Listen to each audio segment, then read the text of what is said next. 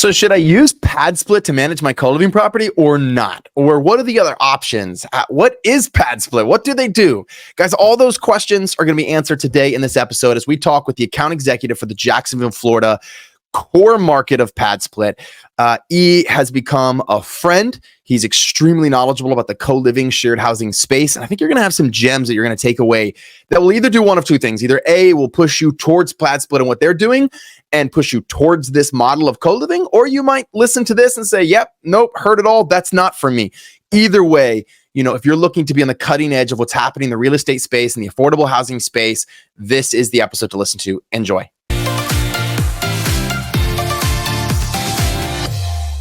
Let's go.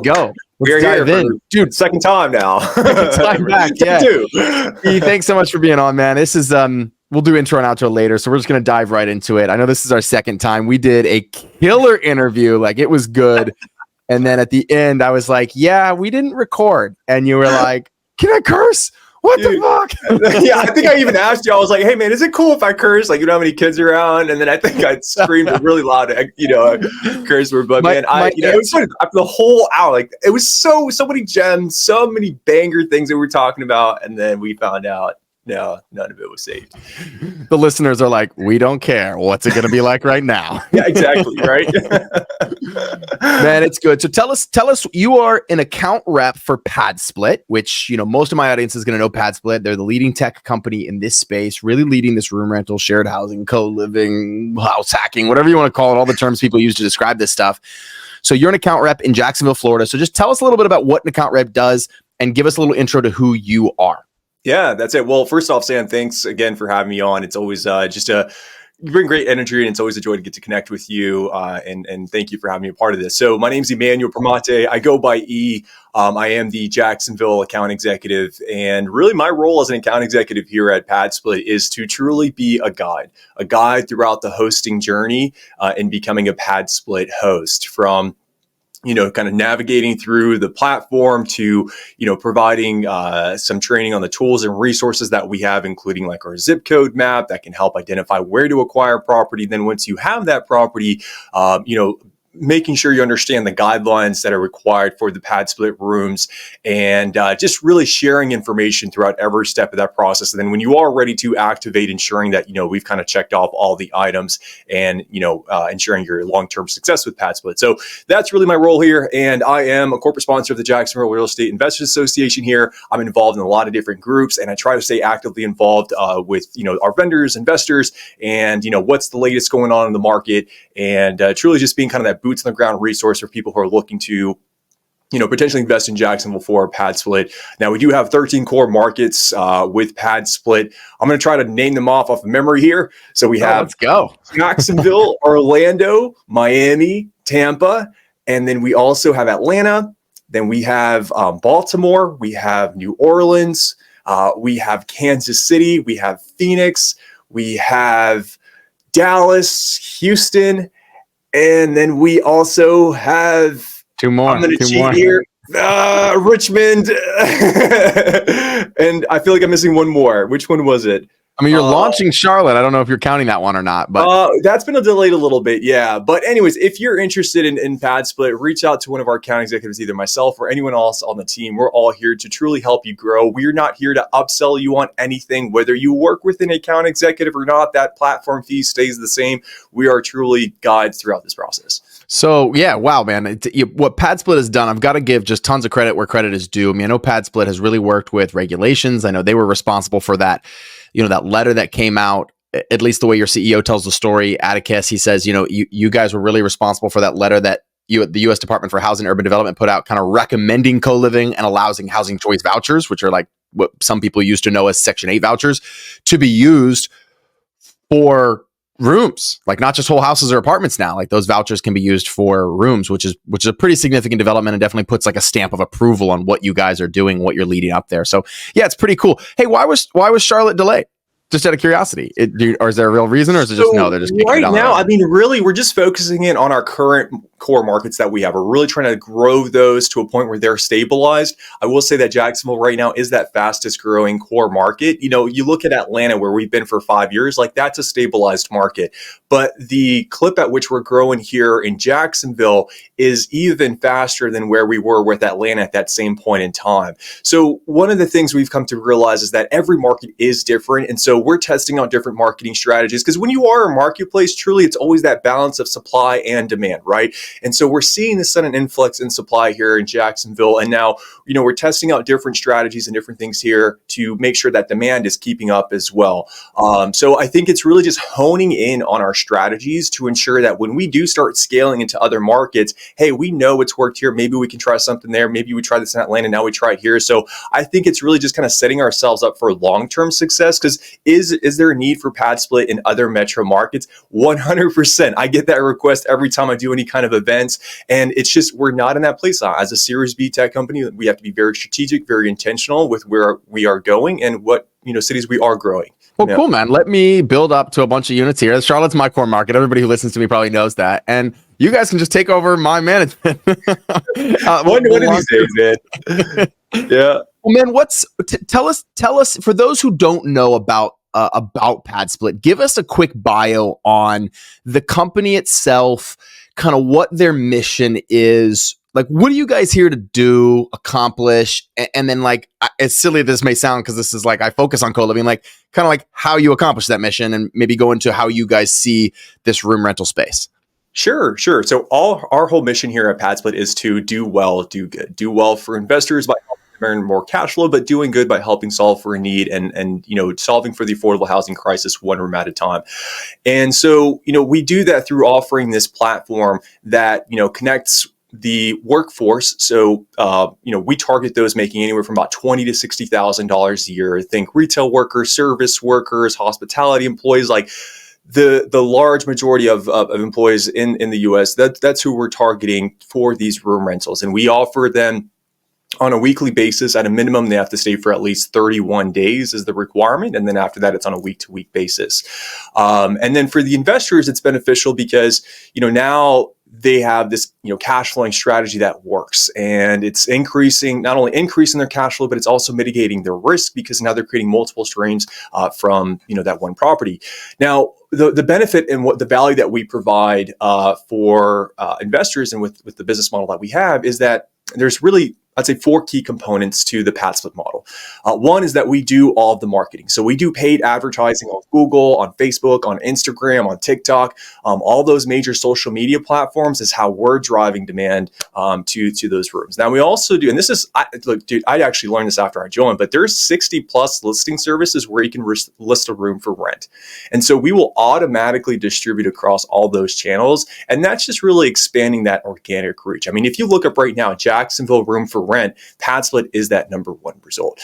So that's really the benefit that you're getting is, you're partnering with a leader in the industry. So marketing is a key core component of the PadSplit platform. Now, the second pillar of that would be the member screenings. So we call them members because with the way we have our legal structure and strategy in place, people who are staying in these PadSplit rooms don't actually have tenancy rights.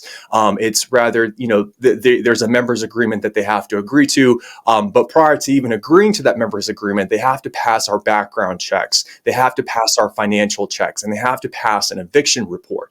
So they can't have had a felony in the last 7 years. And they also need to show 2 times the weekly rental rate, and they need to show that they haven't had more than 1 eviction. So the screenings is a huge component of that as well, just so we make sure that we're, have some sort of process in place that we're just not allowing anyone in there, but the people who have been vetted. So then the third pillar of it, and I'd say one of the most important ones, I mean, they're all equally as important, but a really big one is the member management piece of it. So we have a dedicated staff that's available 24 hours a day, 7 days a week, that is managing those member requests that are coming in.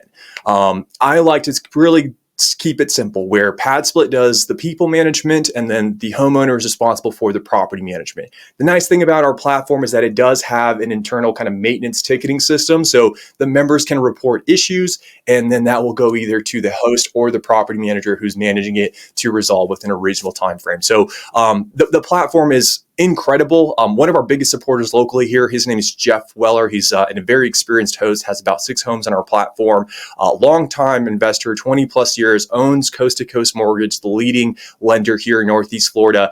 He's done Airbnb, he's done on long-term rentals, done medium-term rentals. And just, a couple of events ago that we had, he shared how he actually prefers the PadSplit platform over Airbnb. And I think I literally, if there was a recording of that event, I would my jaw would have dropped because, here we are 5 years in our journey. Airbnb is now coming up on 15 years on their journey. And we already have hosts who are saying they prefer our platform over Airbnb. And it's huge. So the member management is a huge piece of it. Now, just keep in mind, again, we've been doing this for 5 years. We have a trained staff. They've dealt with all kinds of issues. You name it, they probably dealt with it, but we can't resolve 100% of the problems. I'd say it's kind of like an 80-20 rule, maybe even less than that, maybe a 90-10, where we're going to be able to try to do 90% of it remotely, but sometimes it does require either a host or property manager to be on site to resolve whatever that issue is.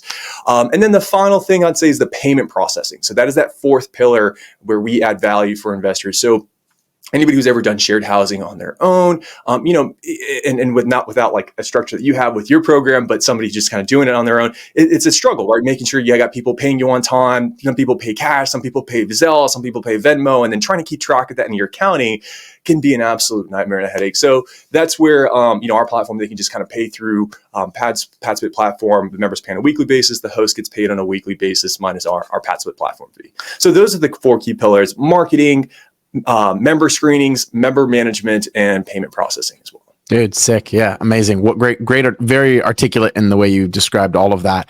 Just out of curiosity, what might be an issue that you guys wouldn't be able to resolve remotely? Just out of curiosity, that we're a host of one of these homes, and when you guys say host, I think the terminology my audience is probably used to is they're the owner of the home, right?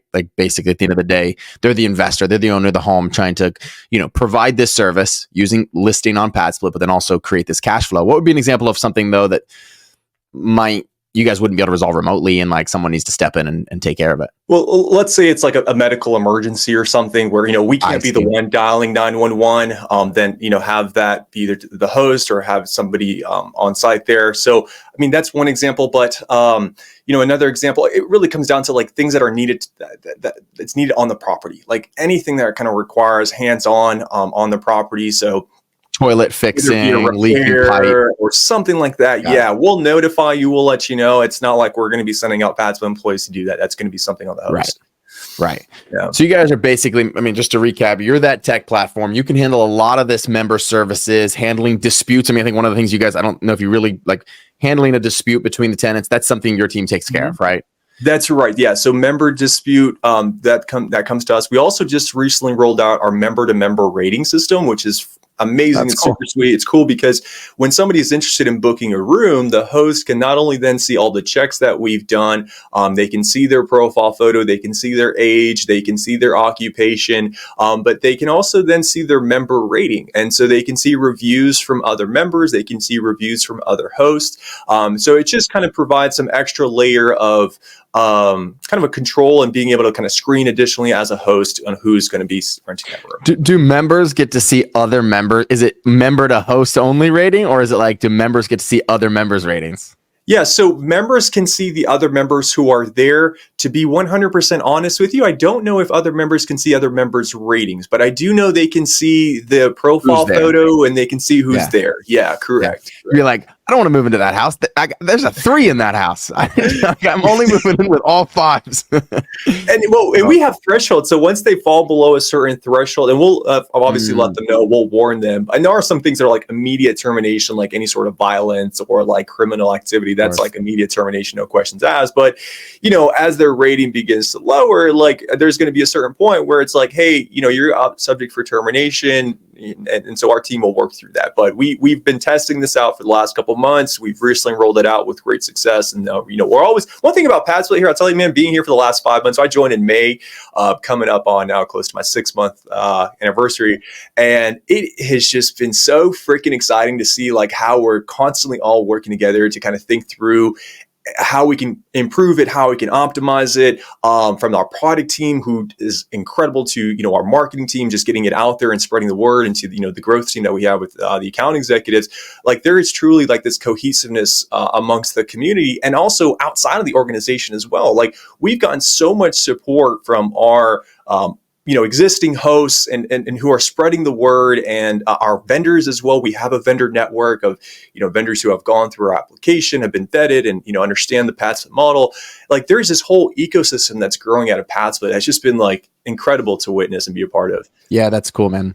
Yeah. I want to touch on that a little bit later on, because I know you're Sure. also a yogi, and I want to talk about yogi and investing. And I feel like you are very much in authenticity with who you are, because you're doing yogi and then you're like promoting shared housing. It's like, I feel like those just kind of fit at a high level, but we'll get into that towards the end. I have a note Sure. to ask you some questions about that. So we talked about tenant disputes. I want to go back to something you said, where like these people don't have tenancy rights because they're members. And one of the biggest concerns / questions I get from whenever I'm talking about the shared housing model is like, oh yeah, that won't work in my town because there's like regulations around there or things like that. And PadSplit does, and I've had the unique privilege of having several conversations with your guys' head of legal counsel, Charles Gross, and like talked through this. But at a high level, last time we chatted, you just articulated this so well. Like,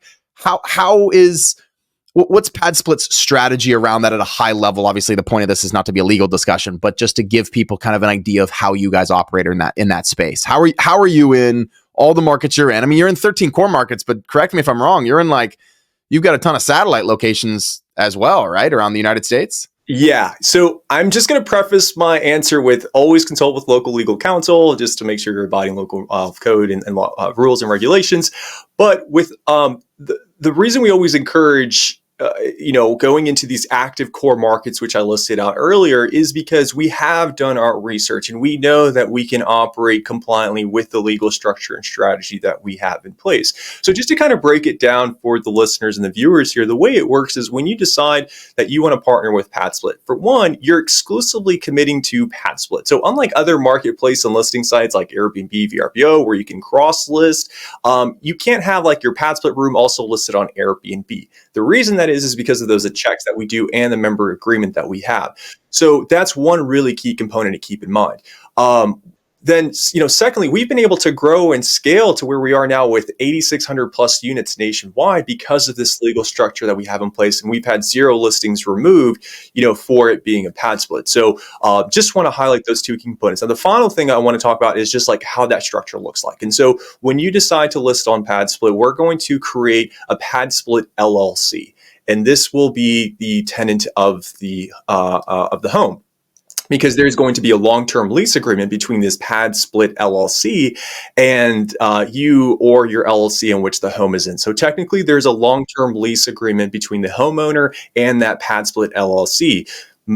For the core markets that we're in, the zoning regulations state that single individual family homes can be occupied by an individual entity or family with X number of individuals in there at maximum amount. So that individual entity, that LLC, is classified as an individual entity. So technically, it is that long-term lease agreement. The members then have this 5-page members agreement that they have to agree to. And one of the very first things it says in bold and caps right on that first page is that you are not a tenant, you are a member of this LLC. It outlines other terms and conditions regarding payment terms and just all of the house rules and things like that. So that's how we're able to get around that. And sometimes I get asked the question is like, well, how do you give hosts the option to be able to, do that additional screening on guests? Isn't that like a violation of fair housing laws? And I actually had that same question for Charles, because I was like, man, how do we get around that? And it is because we are that member-based organization. So there's actually a US statute code, and I'm trying to look it up now because I had it actually saved, but there's basically a US statute code that states if it is like a member-based organization, that it is not subject to fair housing laws. And one of the requirements that we do have, and this is just something to throw out there, is like service animals. There's a process that we have in place for that. We do have to allow service animals, but again, that's something that's part of the ADA, and that's something that's required. But as far as who's actually staying in it, single individuals, no pets, no kids. I'm getting no pets except service animals, but no kids and no couples in PadSplit rooms. Yeah, dude, so well articulated. So, I mean, just to recap that for the listeners and the viewers here, it's like, I own a home. I'm leasing my home on one lease, right? I'm not like, and a lot of people think of this as like, well, you must have 8 leases on one home. It's like, no, I'm actually leasing my house. If I'm the owner of the home and I'm leasing to this PadSplit LLC that you just described, technically, I'm leasing my house to one person. Because in the United States, an LLC is considered a person. It's a separate entity. It's that, right? So it's like I'm leasing to one person, and that person, in quotation marks, person, LLC, happens to have all of these members that aren't tenants. They're just members of this. They get to use the space and not use the space, and maybe they transfer out or whatever. But ultimately, as a legal structure, that's a really, really, really smart way of setting it up. And I just found the code that we were talking about. So if anyone wants to look it up, it's USC 3607A, and that talks about how it does not allow. Nor shall anything in this chapter prohibit a private club, not in fact open to the public, from limiting the rental of occupancy of such lodgings to its members, or from giving preference to its members. So the reason we're not open to the public is because we have that member fee, right? It's $19, and they have to, pass the checks that we do. So that's how we're able to operate at scale like we have. Dude, that's awesome. It's awesome. Yeah. So, man, I gotta just address this with you, because one of the things in my audience as I talk with people is this idea of furnished rooms versus unfurnished rooms. So we're going to have this conversation right now. We'll set the record straight. So all right. I was on Bigger Pockets talking about co-living about a year and a half ago now. And somebody, as soon as my episode went live, somebody called me from Germany and said, Sam, like, you're so cute. He literally was like, you're talking about co-living, as if it's this new thing. But man, we've been doing, like, this is how we live in Europe. Like, he lived in Berlin, Germany, and he was just like, it's so expensive here, man. This is like how most people live. Like, if you can get an apartment, you're wealthy. Like, you're really wealthy, right? Yeah. And I was just like, wow, that's, I've only been to Germany. I've never been to Germany. I've only been to Europe once. And so he kind of opened my eyes to how this is very common and has been for like a decade or more there. And so one of the things that he said, and I think I've heard you guys use this term, so I don't know who coined this term first, but he said the room here is like an apartment. Like, a room is the new apartment. I've heard you guys say that as well. So wherever that started, it is what it is. And so I think about that in a lot of ways that I coach. And I feel like this helps us retain members longer, is like, I'll be like, we'll furnish common areas. Mm-hmm. And then like, you move your own stuff into your own room, because that's your apartment. I want it to feel like yours. I want it to act like yours. I want you to stay a long time in that place. And so tell us a little bit about PadSplit's. And it's funny because in my community, it's kind of like a little debate back and forth between the PadSplit people in my community and the non-PadSplit people in my community. So like, tell us a little bit about why you guys, I think, correct me if I'm wrong, have a requirement to furnish all the rooms, and why you feel like that's better or worse, or just what your mindset is behind that. Yeah, sure. Yeah, I mean, it's a topic that I've, faced as well in my events and things that I've done in my day-to-day. But when it comes down to here at PadSplit, we do require our hosts to provide standard furnishings for the room. So think of like a bed frame with a mattress, a source of light in the room, a place to store clothes, a nightstand as well, and then some sort of art or something on the wall to kind of give it some kind of decor. Now, of course, we have hosts who do go beyond just that, but the whole idea behind it is to give people a place that they can just move into. It makes it more accessible, and it just to me it makes sense. And for me, like I'm one of those guys from Europe, right? So I came from Croatia. I was born there, and the idea behind room rentals and, kind of like apartments, like you called it, it's totally normal there. And for the most part there, though, it's unfurnished. They don't do it furnished. They have the people provide their own furnishings there. But I'd say with the need that we're filling for, I think it just makes more sense, because then people, don't have one less thing to worry about when it comes to moving. And PadSplit's not meant to be a long-term solution, right? Now, do we have some members who are staying longer than 6 to 7 months, staying a couple of years? Absolutely, we do. But it's really meant to be a place to offer affordable housing. And, I can share my personal story. When I, had graduated from college, I joined GE Healthcare in their commercial leadership program. It was this awesome, sales leadership program that I had an opportunity to be a part of. And as a part of that program, I had like these 6-month rotations for 2 years, and I was moving to a new city every single time. And dude, I'll tell you, like, it was so hard to find a place in Miami that offered, a 6-month lease that was furnished, so I didn't have to worry about like thinking what I was gonna, bring. And it was a challenge. Like, just going through that myself made me realize, like, wow, this is like not easy. And just finding those kind of those unique lease terms was a challenge. So that's where I think PadSplit can really offer that flexible solution to those individuals who don't have to worry about hauling all their stuff, and they can just have place that's furnished. Now, of course, they can, add their own sort of decor if they wanted to make it theirs, as long as, there's no kind of damage or anything going on after they move out. That's totally cool. But I think those standard living furnishings just make it easier. Yeah. Do you think PadSplit may ever offer an option where a host didn't want to furnish? They could, and like someone would have to bring their own, or no? Is that not in the works right now for them? They're like, that's your standard product. Not that I know of. Not that I know of. Yeah. Got it. No, just curious. Yeah, I think it's an interesting fact, man. I was talking with someone the other day, or no, maybe it was you. Actually, I think you were the one that told me this. Was like, at the end of the day, or maybe it was Blake, she was saying like, there's enough rooms in the United States to solve every housing problem we have. And like anybody who lives in a decent sized city, like not even the major cities, but Charlotte would be considered maybe like we're not probably in the top 6 or 7. I don't know where we fall actually in terms of how big we are, but like there's a housing problem in all these cities. That's where I was going with that. Like anybody who lives in those cities understands, like, but they were saying like there's enough rooms to solve that problem literally right now if people had access to it. Right. Mm. Is that something you guys talk about within your organization at all? And just like, hey, like we're just trying to give people access to that? 100%. Yeah. And that's, the mission that we're driven by is knowing that the supply is there. And, by doing the conversion that we do, then we create even more rooms that are available. And, it is intentional. It's not just about trying to get as many people as we can in there, because we found that those, shared spaces do promote gatherings. I was talking with another investor who had done shared housing on their own before coming onto the PadSplit platform. And, they talked about how they would have somebody that was in the living room constantly blasting the TV, and it was a disturbance to other people.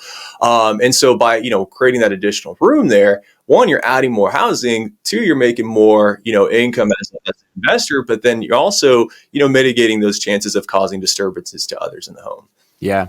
You and I talked about this last time we spoke, and I think it's kind of like the other maybe big difference, that I see between kind of how I promote. And again, I want to be really clear. Like I have people in my community that are like all in on PadSplit, some people self-managed, and they have their little quirks and differences. I think ultimately these are the things you and I are talking about are nuances, albeit maybe important, maybe not important nuances to like solving the big problem, which is solving affordable housing in America, right? And workforce, let's call it even workforce housing. Because I know, in America of, you walk through your day, you go to Target, you go to Walmart, you go to the gas station, like where do all these people live that are making $15 an hour? Like that has to, like, this is a solution for that, right? But one of the things I've talked about, and you just alluded to it, so I wanted to dive into it. And I know I get this question a lot of like, how important is a common space, right? Now, I come from a little bit different. I was making good money. I was running a martial arts school at the time. I was probably making 80 grand a year. Then I may get up to 90, and I even got up to 6 figures.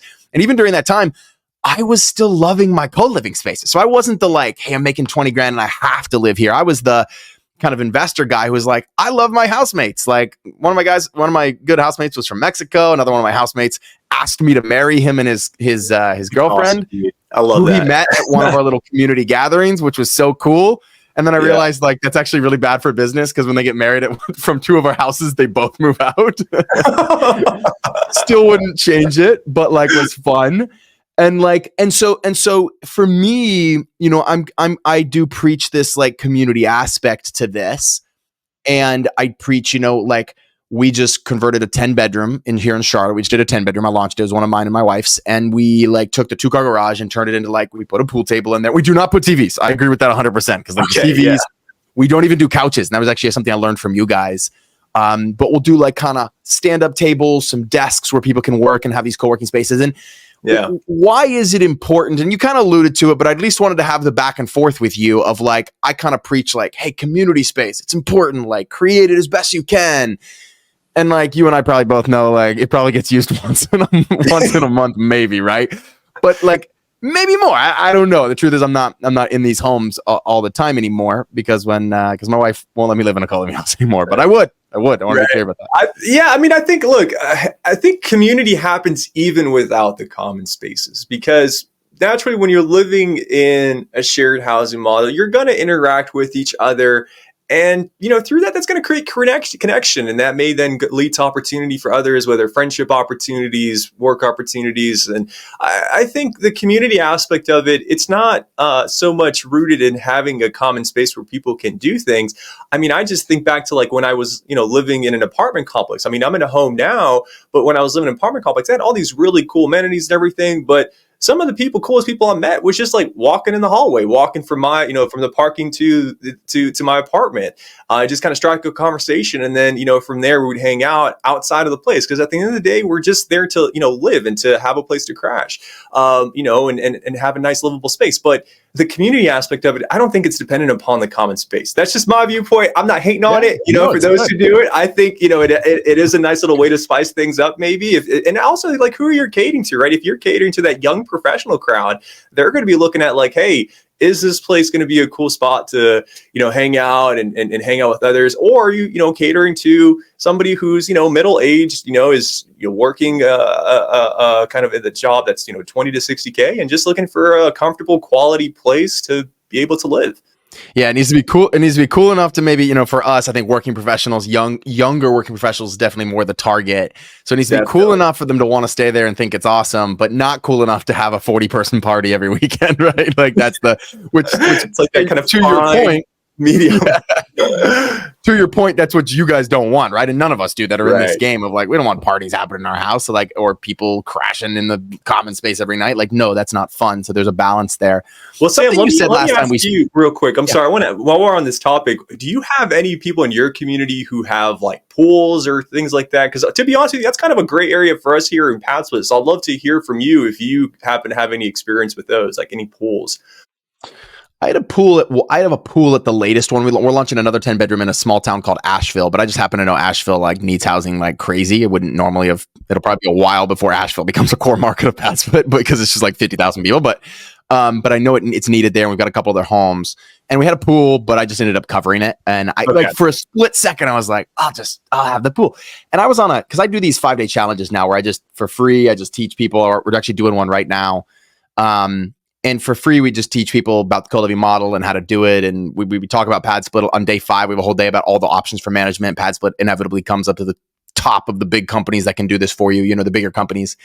And all that is to be said is, where was I going with that? Oh, I had this one guy jump on and be like, because I teach people no pools, like liability, like the maintenance and everything. That's what we recommend too, yeah. Yeah, we highly recommend that. I this one guy though, he was like, I have a pool and I get to charge $50 extra a month, and I like make so much money because of the pool I have, and people like love it. And I was like, did some quick math. He had like 7 tenants. I was like, 7 times 50, that's $350 extra a month. I was like, yeah, bro, you're losing money.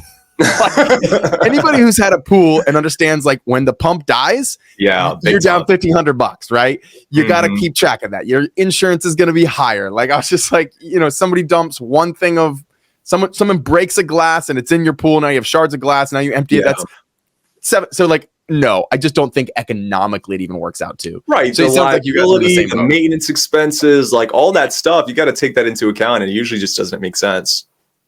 Yeah. So you guys recommend like, hey, just stay away from the pools too? That's what we advise. Yeah. Mm-hmm. But I remember, so last time you and I spoke, you did say something pretty cool, which was that and correct me if I'm wrong, but I think you said that like you have some people on your platform that have converted like Airbnbs to this model, they converted homes that used to be Airbnbs, or maybe maybe it wasn't that. Maybe it was just like you were mentioning the fact that like as competition grows in this space, like any space, people are going to want to create a better product, and that is good for the product. Like the 10-bedroom I just mentioned that I launched in Charlotte, we did like, if you walk into the garage, what used to be a nasty old garage, it's like nice carpet tiles, pool table, Edison lights, hanging, swinging chairs. I mean, like if you saw a picture of it, you'd be like, is this like it's got that Airbnb kind of like cool feel, right? Yeah. And I'm not saying everybody has to do that. I'm just saying, I think you mentioned last time, maybe you could speak to this, a little bit of like, people like, hey, it's okay to add things again, depending on who you're catering to. What's your thoughts on that? Yeah. So first off, I do want to touch on the Airbnb versus pad split discussion because I think that's a really hot topic right now with all that we're seeing with Airbnb, the decline in occupancy rates. So I want to touch on that before I answer your question, because it's a question I get a lot. So a lot of my investing experience comes in short-term rentals, and having been an operator myself, I know that game, and there's a lot of saturation currently, and the occupancy rates are not where they used to be. And I'm talking to a lot of short-term rental investors who are considering converting over, and they're really in a prime position for shared housing or pad split because like they already have the property, they're already in long-term debt, they already have it furnished. Really, the only missing piece is, seeing where we can optimize the space to add those rooms. Because the thing about the pad split model, man, is like the numbers really don't begin to work until we get to 5 bedrooms.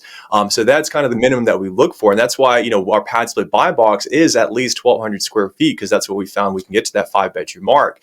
But the sweet spot is that 6 to 8 bedrooms. Like that's when, we really start seeing those multifamily returns on single family homes. But going back to kind of the Airbnb model, there's also a lot of high fees with that. I mean, just the platform itself charges 14%. If you're going with the property manager, I know it varies by city and location, but here in Jacksonville in Florida, what's that? Could be 30% additional. Oh my God. Yeah, it could be. Yeah. I mean, but like here in Jacksonville, the lowest you're going to find of, full service property manager is 18%. And then let's not even forget about the 6% transient occupancy tax. So right off the bat, dude, before you even get to see anything, 38% is gone, just like that. And so it's these huge fees that are coming in, and then plus you're taking away from the housing supply in a way, right? And you're actually contributing to the problem. Whereas with pad split, because it's a long-term lease agreement, you're not subject to that 6% occupancy tax, right? Those members are staying at a minimum for 31 days. So you have more consistent revenue. So just in that, kind of comparison between the two, there's just a lot more advantages looking at a pad split versus Airbnb. And let's run an earnings estimate on it. Let's see if it's a good fit. That's something I do on a day-to-day basis, and I can help see if it's something that will make sense. But to answer your question regarding like how we're going to see this kind of evolve, and similar like how we did with Airbnb, I think we're going to start see as more people come onto the platform, more hosts bring their homes on. You're going to have to differentiate yourself from the competition, and we're already even starting to see that where some hosts are including a little private mini fridge in every single one of the rooms, having a work desk in there. I think it's going to get to a point where we're going to start seeing better quality product and better quality rooms because of the nature of competition that's coming into the market. And I'm just really stoked to see how that evolves, because we're still in such the early phases, man. It's hard to predict what that's going to look like, but it's going to happen. That change will come, and we're going to evolve and we're going to grow, and our host and our community will as well. Yeah, man, that's a great way to put it. And I have a vision. I've shared this vision, I think, with you, but I definitely share it with my community a decent amount of like, again, this just comes from my experience. So I got to speak from my experience. Like my experience was I was technically one of those higher earners, but loved co-living and would have stayed there if my wife hadn't met me with 6 roommates and been like, yeah, we're going to get our own place. I was like, okay, we'll get our own place. But like ultimately, I have this vision that if these co-living homes become nice enough, they do kind of grow in that way that you're talking about, that someone like me would want to live there, could even enjoy living there more. I mean, maybe it's my crazy experience, but like I was raised with 8 brothers and sisters, so I'm used to noise, I'm used to commotion, I'm used to bumping into someone in the kitchen or maybe in my home's more the community space. And so like when I bought my first house in Charlotte, I literally remember the night that I moved in. I like bought this house. I was so excited. It was technically my first house. I'd had an apartment that I owned before, but it was technically my first house. And I get in. 2 things I remember. One, the heat was broken. So it was like 54 degrees in my house. Oh my gosh. And it was like the first night I forgot to turn the gas on or something. Oh no. And the second thing was I was like, it's just too quiet. Like that was how I fell into this game, was not like investment strategy. It was like, it's just too quiet in my home. I want people to live with. And so I'm, and maybe this is just me, maybe I'm weird, maybe I'm unique, but I just get this feeling, especially if the economy continues to not do as well, that people are going to want to, I can afford a house of my own. I can afford an apartment I own. I can afford a nice house or a nice apartment, but I'd prefer that for 2 reasons. One, I don't mind the community. I actually enjoy that. I enjoy having people that I can trust around me. And then B, I'd prefer to spend my money on things like experiences and travel and going with you to freaking Greece to to like do a yoga retreat on a yacht. Like that's where I want my money to be spent. True story, right? I think I got that invite, sort of.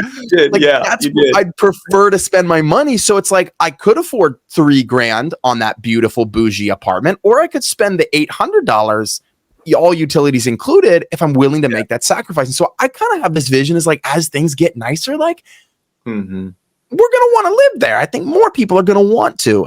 That's my vision. I agree with you, man. I think it ultimately does come down to people's preference, but at least with PadSplit, you have that flexibility where, hey, try it for 31 days. If you don't like it, maybe move to another place, or you just realize it's not for you. And you're not locking yourself into, this year-long commitment where you're stuck and you have to go with this. And I think that's where, if it works for someone, man, maybe they just discovered a new solution that then's going to free up, their income, and then they can do more things, or even maybe save up for their own home. I think we've now had around 50 plus members who have, saved up and gone on to buy their own home. And even a fraction of those then becoming PadSplit investors and buying their own, PadSplit for homes. And it kind of shows the full life cycle of it. They experience the value of it, and now, they're giving back and doing good for others. So I think, just the flexibility and you mentioned I'm a yoga teacher. I think the flexibility aspect of it is huge and something that is missing from traditional rentals. And that's what we offer here.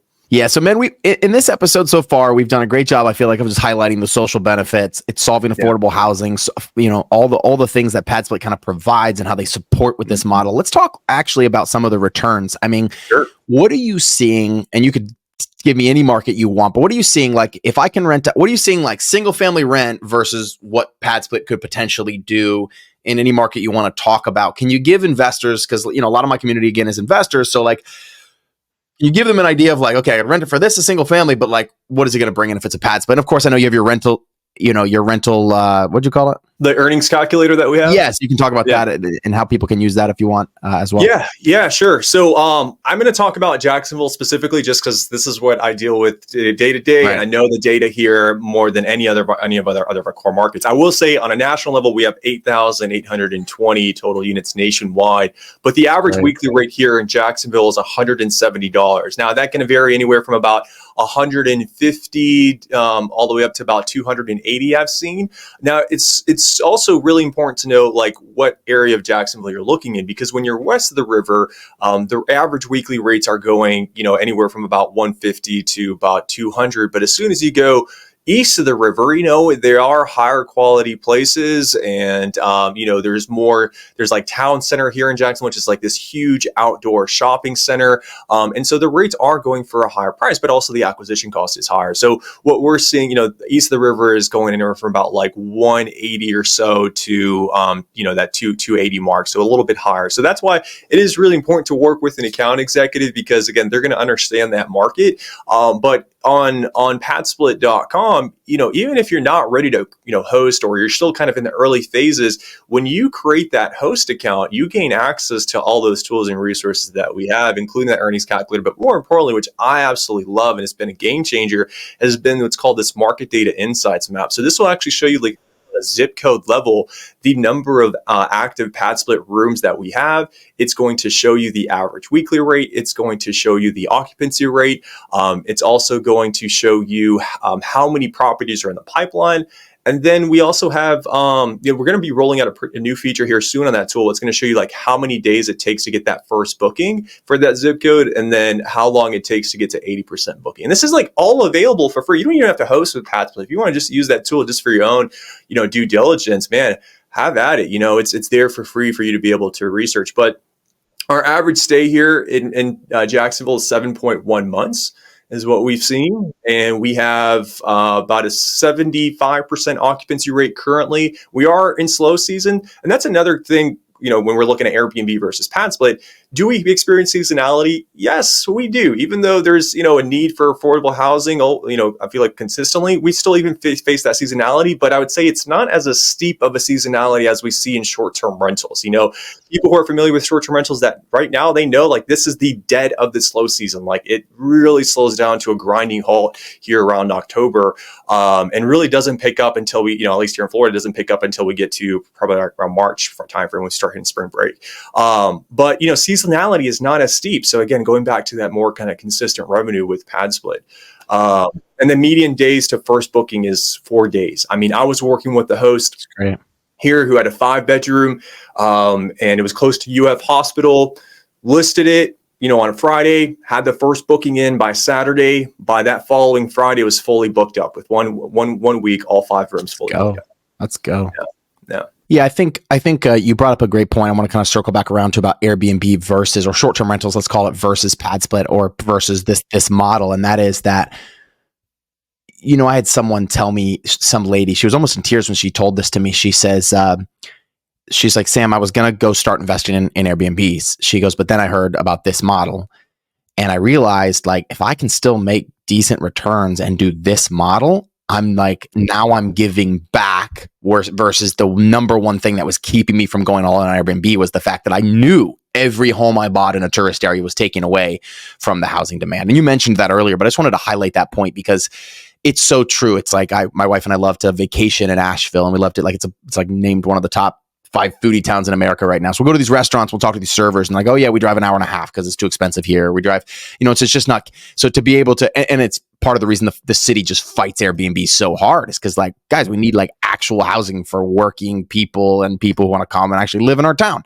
And it's just not a total tourist town. So you highlighted that. I just wanted to re-highlight that because I think that's just a big plus for this model, man, for people who are like interested, like you started this call off of like doing good by doing well. What a beautiful saying. And it's proving itself. And beyond just like that kind of moral value that, kind of prevents some people from getting into short-term rentals, there's always that risk from a business perspective. I mean, you never know when that regulation is going to come down and potentially shut you down. And then what are you going to do? I mean, you look at New York City, this craziness that's going on there. Right. Dallas a couple months ago, right? So I think we're going to start seeing more and more of these major metro cities really coming down hard on these short-term rentals. And then investors really have 2 choices, right? Pivot or lose out. And so those who pivot, I think we're going to see a large majority, probably pivot into kind of shared housing model or something that's going to accommodate more housing, or, they're just going to simply sell it. But, who knows if they'll be able to get in at the prices that they did when they acquired it, right? So I think it's going to be interesting to see. That's all I'm going to say. I think it's going to be interesting to see as, things evolve and time goes on. Man, it's such a great conversation. I agree with you. It is going to be interesting to see how it all plays out. I think it also depends on where you believe the economy is headed in the next 3 to 5 years. If you think the economy is only going to get better from here on out, then go all in on Airbnb, because if the economy is getting better, it means that people are going to have more disposable income. We'll be able to afford more expensive vacations. We'll be able to but if you don't believe that, if you truly believe I think it might get better in the future, but it's going to get worse before it gets better. And that is what I believe. It's going to get worse before it gets better. I feel like we've, not to make this talk about politics or the economy, but like, if that's what you end up believing, if that's your worldview, your economic worldview, then I want to be in something that's needed, not something that's just wanted, right? That's like recession-proof investing 101. Like, am I in something that people have to buy, even if they don't have a ton of money? And like, that's how I'm presenting this model of like, well, if that's what you guys believe, then this is the place to go all in on. It is not Airbnb. I agree with you, man. Look, in an ideal world, PadSplit wouldn't be a business. You wouldn't have the community that you have. Everybody would have housing that they would be able to afford, but we don't live in that ideal world. And so when we have these problems, it's the solutions that then create opportunity. And that's what you and your community is doing. That's what PadSplit is doing. Truly, when it comes down to it, it's just, creating opportunity for housing, opportunity to do good for investors, and just an opportunity for, better society overall. Yeah, it's beautiful, man.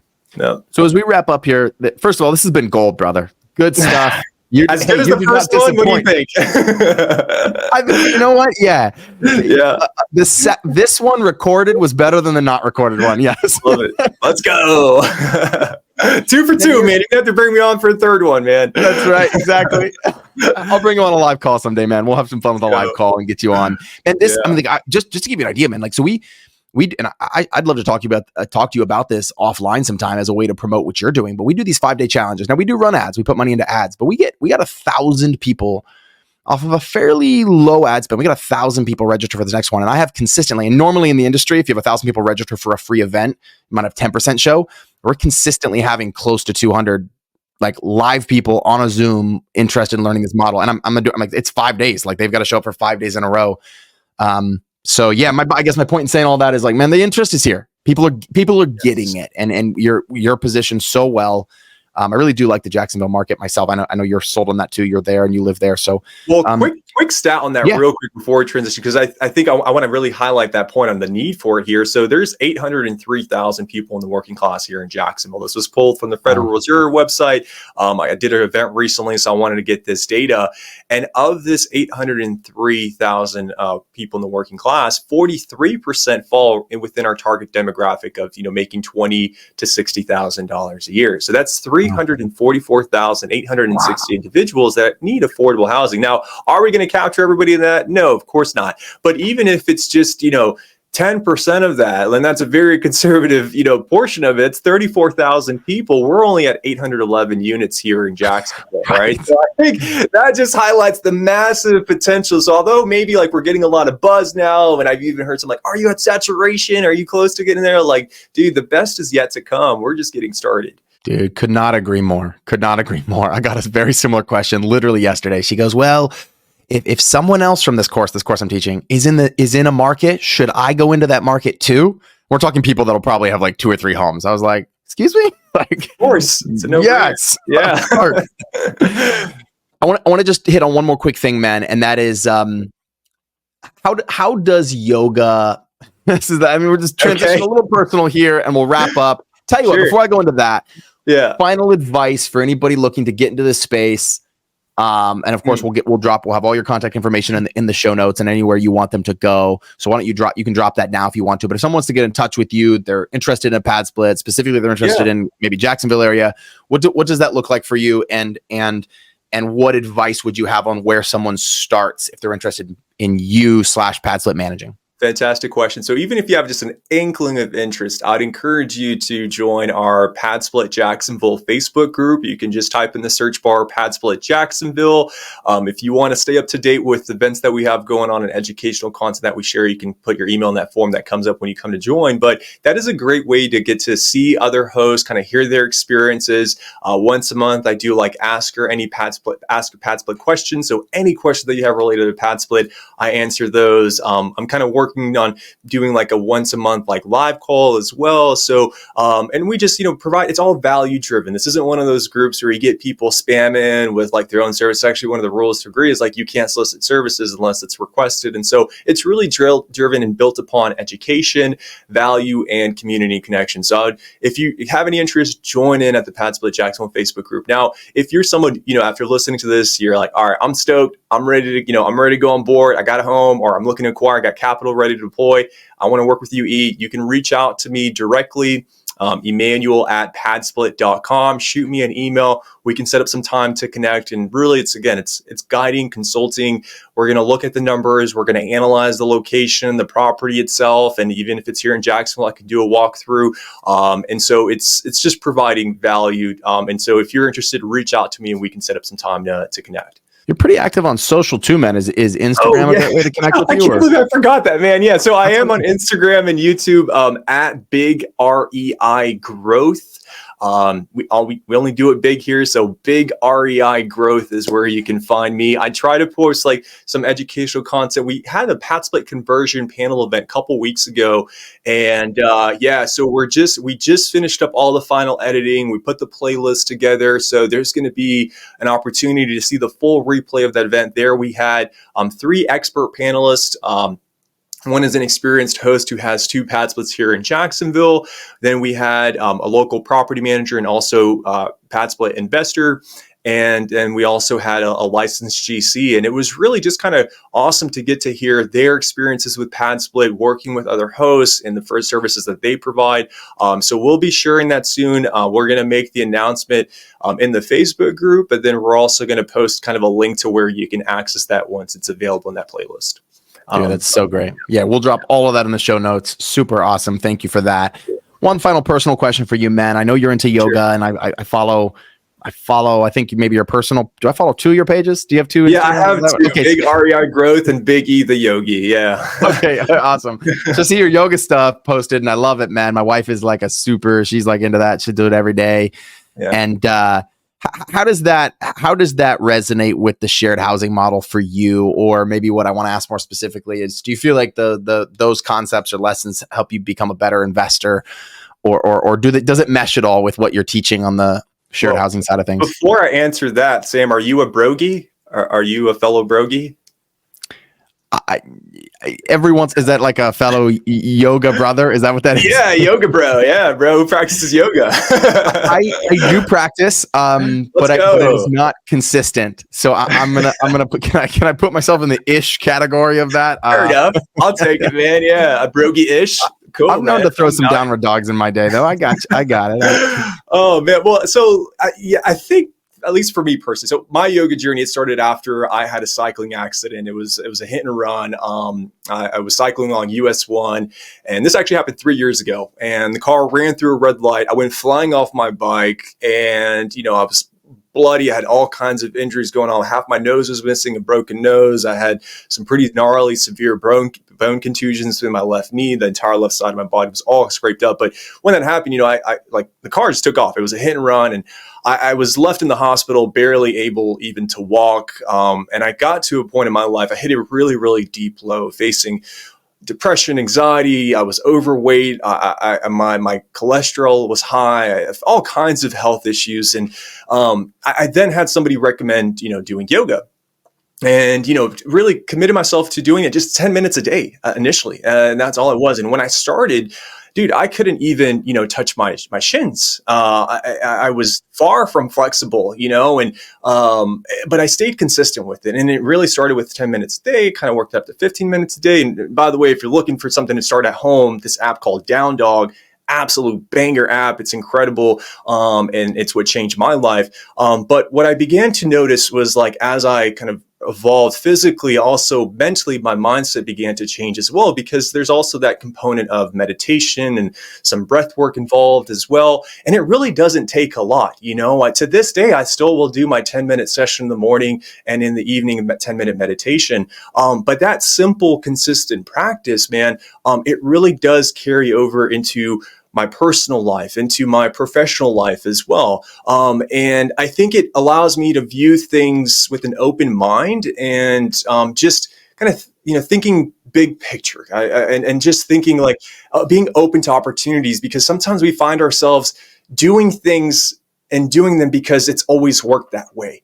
But things change around us, things change inside of us. And the only way we can truly be, open to that change is through some sort of practice that we have. And it doesn't have to be yoga, but some kind of physical and mindful mental practice allows us to be able to be open in all parts of our lives. So I do all kinds of community events. I mean, Pat Flynn from Yellowbird, I've partnered with him in his morning mind and movement, doing, a beach yoga there. Most recently, we had the Jack's Yoga Fest. I was one of the headliners there. And, I like to theme my flows when I did it with Pat, it was the empowerment flow and just kind of tapping into that inner empowerment that we have and, driving past the fear, driving past the self-doubt that we face and empowering ourselves to reach for those big dreams and reach for those big goals. And then most recently, this community event that I did was the belief flow, because at the end of the day, any change that we want to make in our lives starts with that belief within ourselves. We have to believe that we can do it despite despite facing many challenges and even maybe negative,